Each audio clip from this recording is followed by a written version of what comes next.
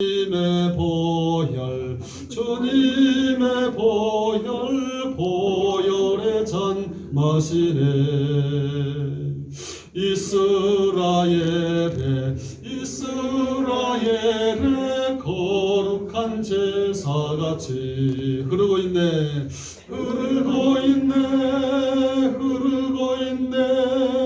귀하신 주 보혈, 기쁨으로써 노래 부르며 영원히 마시겠네. 오늘 이 자리가 어떤 자리입니까? 예수 피값으로 산 교회에 우리가 나와 있는 거예요. 예수님의 피가 말씀에도 찬송에도 기도에도 성도들에게 묻어있기 때문에 음부의 권세가 틈타지 못하는 것이고 만민이 기도하는 집이 되겠습니다. 피는 참 신비롭습니다. 하얀 밥을 먹었는데 파란 채소를 먹었는데 어떻게 빨간 피가 되었는지, 아빠의 씨와 엄마의 씨가 만나는 순간 피가 만들어집니다. 그리고 혈액형이 결정됩니다. 모든 사람의 피는 하나님이 만드셨기 때문에 흑인이든 백인이든 황인종이든 혈액형에 문제만 없으면 서로 피를 주고받을 수 있는 수혈이 가능해지는 거예요. 수백 년 동안 의사의학자들이 생명이 어디 있을까 연구를 했습니다. 생명의 신비는 사람의 피 속에 숨겨져 있습니다. 수천 년 전에 레위기서 17장 11절 말씀에 보면 육체의 생명은 피에 있습니다. 성경 속에 이 한 절만 읽어보면 될 것을 과학자들은 수백 년 동안 수천 년 동안 이것을 왜 연구했을까요? 예수께서는 참으로 내가 흘리는 피는 너무나도 신비하여 그 신비가 너무나도 엄청나서 사도 베드로는 예수님의 피를 갖다가 보배로운 피라고 그렇게 말을 한 적이 있습니다. 보혈은 죄를 부수고 씻는 신비한 능력이 있습니다. 죄를 속하는 구원의 능력이 보혈 속에 있습니다. 보혈은 사탄을 두렵게 하는 역사가 있는 것입니다. 보혈은 질병을 치료하는 능력이 있습니다. 종교개혁자 과거에 마르틴 루터가 이러한 얘기를, 내 생에 꼭 한 번의 설교를 누가 부탁한다, 나는 보혈에 대해서 설교하고 싶다고 말을 한 적이 있습니다. 성경은 피로 시작해서 피로 끝나는 책입니다. 성경은 예수님의 보혈의 피로 흥건히 적셔 있는 것입니다. 성경에 보면 가인은 그가 지은 농산물로 하나님 앞에 제사를 드렸습니다. 아벨은 그가 길렀던 양을 잡아서 하나님 앞에 제사를 드렸습니다. 하나님께서는 가인의 제사를 거절하시고 아벨의 피의 전제를 받으셨습니다. 성경의 제자들은 이 사건을 두고 아벨은 믿음으로 제사를 드렸다고 말했습니다. 그 후에 성경의 주석가들은 말하기를 이 믿음의 제사로서 드렸다는 그 의미가 무엇인가를 설명하는데, 그것이 바로 예수 그리스도를 믿는 믿음으로 드려야만이 산제사가 될 수 있다는 것입니다. 주님의 보혈의 공로 의지하고 그 피에 대한 능력과 권세를 알아야만이 믿음의 제사를 드릴 수가 있게 되는 것입니다. 그럼 예배를 드리러 나온 나는 어떠한 존재인가? 예수 십자가에 걸리신 피 공로를 의지하여 하나님과 우리는 막힌 담이 열어지고 화목하게 되어서 십자가에 흘리신 피 공로로 죄사함 받고 모든 저주에서 풀려나는 역사가 임하게 된 사람이에요. 예수님의 십자가의 사건을 통해서 내 인생의 모든 문제가, 가난, 질병, 영적인 죽음의 문제를 주님이 다 해결해 주신 것입니다. 그리고 복을 누리며 살아가는 하나님의 자녀가 되었다는 것이 세상에 가장 큰 기적이고 나에게는 복이 되었다는 것입니다. 불교에는 죄사함의 교리가 없어요. 피가 없기 때문에 그런 거예요. 예수님께서 우리를 피 흘려 돌아가시면서 죄를 씻어주셨기 때문에 죄사함의 교리가 기독교에만 있는 거예요. 불교에는 피가 없어요. 석가모니는 자취집에 가서 돼지고기 잘못 먹어서 체하여 죽었습니다.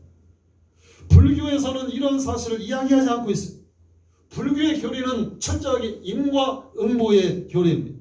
그래서 불교에서 이런 얘기가 등장합니다. 이 세상에서 둘째가 나면 서러울 정도 경건하게 살아간 스님이 계셨습니다. 그 스님은 죄를 지은 적이 없어요. 근데 이 스님이 죽었어요. 염라대왕 앞에서 마지막 심판을 받을 때였습니다. 행위록을 가만히 보고 있던 대왕이 말했습니다. 3년 징역. 그 스님은 깜짝 놀라서 물었어요. 대왕님, 나는 세상에 살면서 죄를 지은 적이 없습니다. 그런데 왜 3년 징역입니까? 염라대왕이 말했어요. 정말 자네같이 죄 안 짓고 깨끗하게 살아간 사람도 보기 드물지. 근데 이리 와보게 몇 년 몇일 몇 시에 자네가 밀밭을 지나가고 있어서 배가 고팠지. 그래서 밀리삭을 잘라서 비벼 먹으려고 하다가 이것도 그것을 입에다 털은 이것도 죄지. 근데 이때 자네 손에 땀이 나서 세 알이 밀이 자네 손에 묻어갔다. 그래서 자네는 밀을 세 알 도둑질했게 되어 3년 징역이야. 불교도 교리를 보면 죄를 날카롭게 지적하는 종교입니다.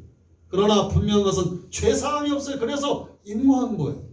어느 불교 교실에서 학생이 공부하다가 선생님이 이렇게 질문했습니다. 선생님, 개를 죽이면 개로 태어나고 토끼를 죽이면 토끼로 태어나는 것이 인과응보인가요? 선생님이 대답했습니다. 그렇지. 학생이 다시 물었습니다. 그렇다면 사람을 죽이면 사람으로 태어나나요? 선생님은 갑자기 말문이 막혔습니다. 불교는 정확하게 인과응보입니다. 피가 없습니다. 그래서 죄사함이 없어요. 그러나 우리 기독교는 예수님의 보혈로 인하여 속죄함이 있음을 여러분 믿으시면 아멘 합시다. 십자가는 죄사함은 능력입니다. 나의 죄를 씻기는 예수의 피밖에 없다는 것이 기독교예요. 우리가 알다시피 예수님이 십자가에 못 박힐 때 온몸에서 피가 흘러나왔어요. 못 박힌 손과 발, 가시관을 쓴 머리에서 피가 흘러나와서 온몸을 적시며 유혈이 낭자하였습니다. 다른 두 강도는 죽음을 확인하기 위해서 다리를 꺾어버렸지만 주님은 성경의 예언대로 다리를 꺾지 않고 로마군이 죽었나 살았나 알기 위해서 날카로운 창으로 주님의 옆구리를 심장까지 찔러버렸어요. 그때 온몸에서 물과 피가 마지막 한 방울 피까지 다 쏟아져 나왔는데 라틴어로 이것을 상기우스 크리스티라고 말을 합니다. 십자가의 현장에서 예수님의 몸에서 실제 흘린 피를 말하는 거예요. 번역하면 그리스도의 피 이렇게 말할 수 있습니다. 십자가에 매달렸던 주님의 몸에서 새빨간 뜨거운 피가 한없이 쏟아져 나왔어요. 하나님의 아들이 흘리신 피였습니다. 전서에 의하면 그리스도의 옆구리에 창을 찌른 사람이 로마의 백부장이었는데 그의 이름이 롱기누스라는 사람이었습니다. 그는 눈에 안질이 있어가지고 고생이 많았는데 예수님 옆구리를 창으로 찌를 때 그 피가 그 사람의 눈에 튀었을 때 그 눈이 그 즉시에서 고침을 받았다는 얘기예요. 그래서 롱기누스는 십자가 안에서 이런 진정 하나님의 아들이었도다 이런 고백을 합니다. 롱기누스는 예수님의 피로 고침받고 구원받은 최초의 사람이 되었어요. 그리고 예수를 믿어 예수님의 제자가 그 훗날 되었고 갑바도기아에 가서 복음을 전하다가 순교하였어요. 예수를 찌른 그가 주님의 몸에서 흘러내는 피에 의해서 고침받고 그 영혼이 새롭게 거듭났다는 얘기예요. 롱기누스는 순교당하기 전까지 예수님의 피가 된 이야기를 사람들에게 자주 했다는 것입니다. 예수의 흘린 피가 나를 낫게 했고 나를 변화시켰고 나를 구원하였다 이렇게 선포했어요. 이 말을 믿음으로 받아들인 수많은 사람들이 예수님을 믿고 보혈의 능력을 믿고 병고침을 받고 구원을 받았다는 전승이 전해져 내려오고 있습니다. 십자가의 보혈은 사람을 변화시키는 능력임을 여러분 믿으시기를 바라겠습니다. 근데 왜 많은 사람들이 예수를 믿으면서도 그렇게 무능력합니다? 그 의미는 뭡니까? 십자가의 의미와 보혈의 능력을 체험하지를 못해서 그렇다는데 그 보혈의 무한한 능력을 내 것으로 사용할 줄을 몰라요. 그 결과 내 인생의 무거운 모든 짐과 저주를 나 홀로 지고 끙끙거리면서 힘들게 오늘도 살아가고 있다는 것입니다. 십자가의 능력에는 무엇이 들어있습니까? 사람의 운명을 바꿔놓는 능력이 있음을 여러분 믿으시면 아멘 합시다. 우리나라 옛날에 그런 말이 있어요. 연월일시 기유정인데 부생이 공자망이라. 이건 무슨 뜻입니까? 태어난 사주팔자가 이미 정해져 있는데 인생들이 그것을 모르고 공연히 그것을 모르고 바쁘게 뛰어다닌다는 얘기. 팔자가 이미 정해져서 태어났는데 변화시킬 수 없다는. 그래서 사람들은 말하기를 팔자소관이라고 말합니다. 아무리 노력해도 팔자를 바꿀 수 없다는 것. 그러나 우리 조상들은 팔자를 바꿀 수 있는 비법이 6가지 있다고 했는데 첫째는 적선이에요. 적선. 좋은 일을 많이 하면 팔자를 바꿀 수 있다는 것입니다. 둘째는 눈 밝은 스승을 갖다가 만나는 것이고 또한 셋째는 하루에 100분씩 명상을 하면 팔자가 바뀐다. 그리고 음택이나 양의를 명당의 자리를 택하면 또한 팔자가 바뀐다는 거예요. 그리고 책을 많이 읽으면 지혜가 생겨서 팔자가 바뀐다고 말했어요. 그런데 이런 것이 진정한 의미에서 팔자를 바꿀 수 있는, 운명을 바꿀 수 있는 이유가 될 수는 없다는 거예요. 그러나 성경을 통해서 보면 따라 예수님을 만난 사람은 운명이 변화된다. 주님을 만나 주님의 은혜를 받으면 모든 사람은 운명이 성경에 보니까 다 변화되고 말았다는 얘기예요. 우리는 지금부터 이렇게 기도해야 됩니다. 하나님 아버지, 나의 영혼을 이 아침 열어주옵소서. 내 삶의 전부를 주관하시고 섭리하시는 하나님의 능력의 손에 붙들리게 하여 주시옵소서. 운명이 될 것에 실려나가는 심령 이 자리에 한 사람도 없고 예수 믿고 보혈의 능력으로 변화된 삶을 사시기를 주의 이름으로 축원을 드립니다. 십자가 보혈의 능력을 체험하게 하옵소서. 우리가 보혈의 능력을 체험하고 누리고 살게 되면 예수님이 벌써 마련해 놓으신 풍성하고 신나는 삶을 그 사람은 살게 될 것입니다. 그리고 악한 영이 꼼짝 못하게 예수의 피를 믿는 사람들은 악한 영이 한 길로 왔다가 7길로 도망가게 됩니다. 여러분, 주의 이름은 참으로 우리의 승리의 원천이 됨을 여러분 믿으시기 바랍니다.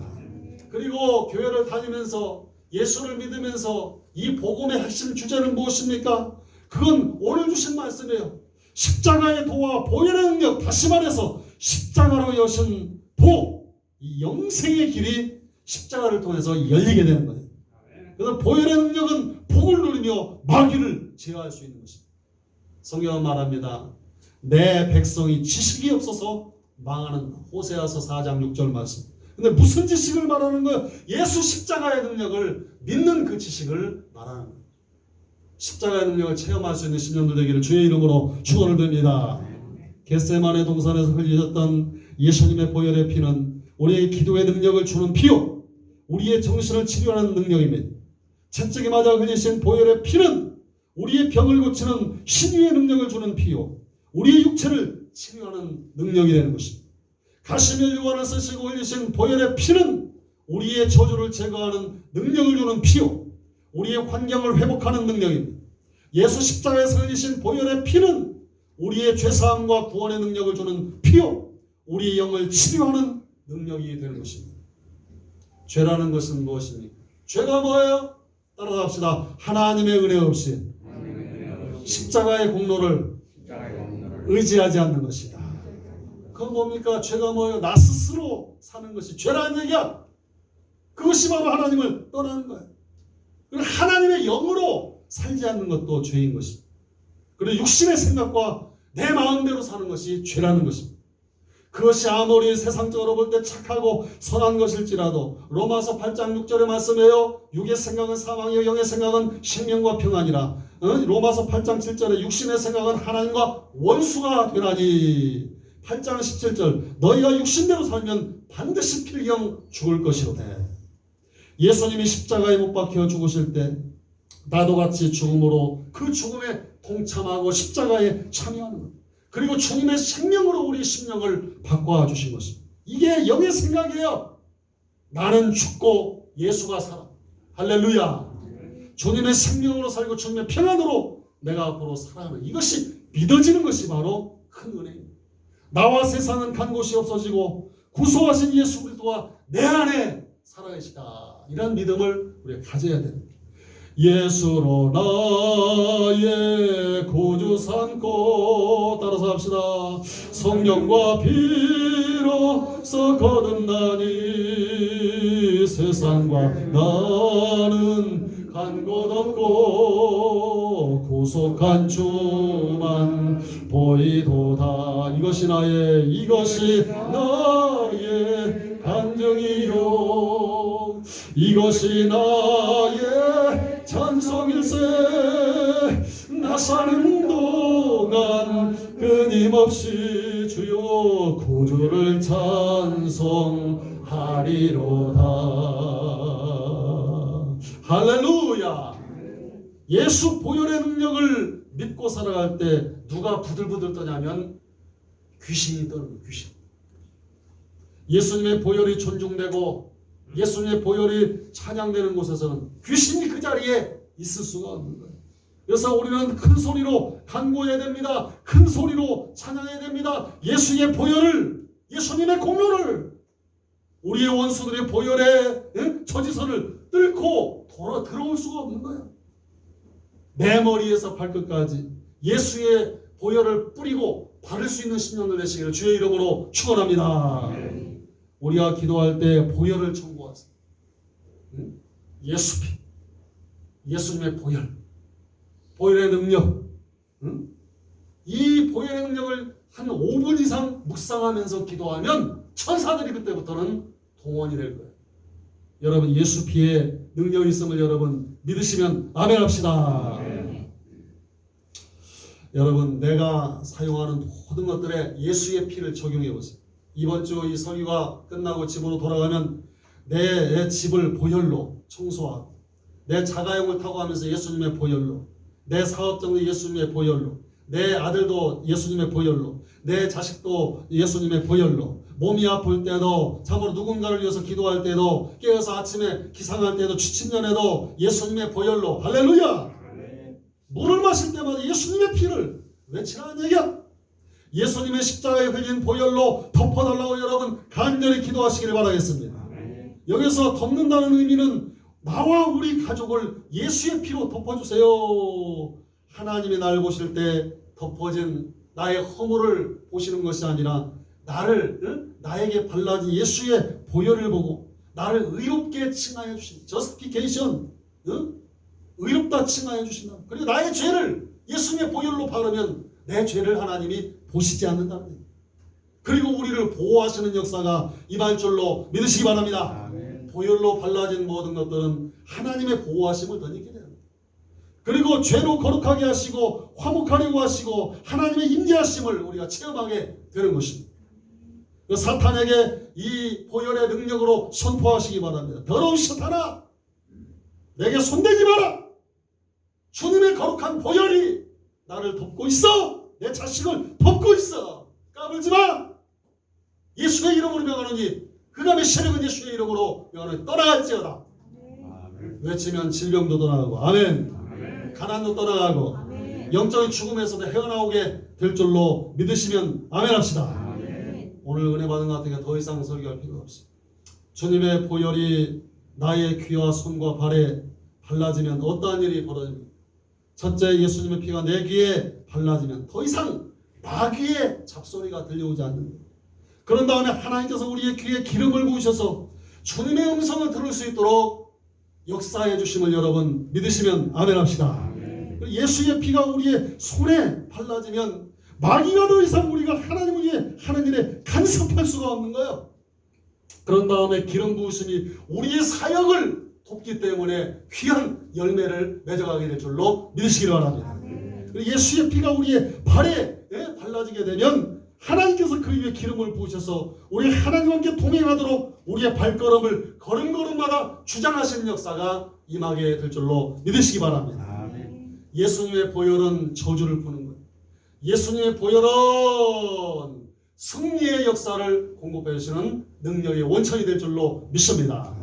이 사순절을 지나가면서 십자가의 행렬, 주님의 보혈이 여러분의 삶 가운데 체험되는 놀라운 다음 주간이 되기를 주의 이름으로 축원을 드리겠습니다. 은혜로우신 아버지 하나님, 주의 종은 말할 줄 모릅니다.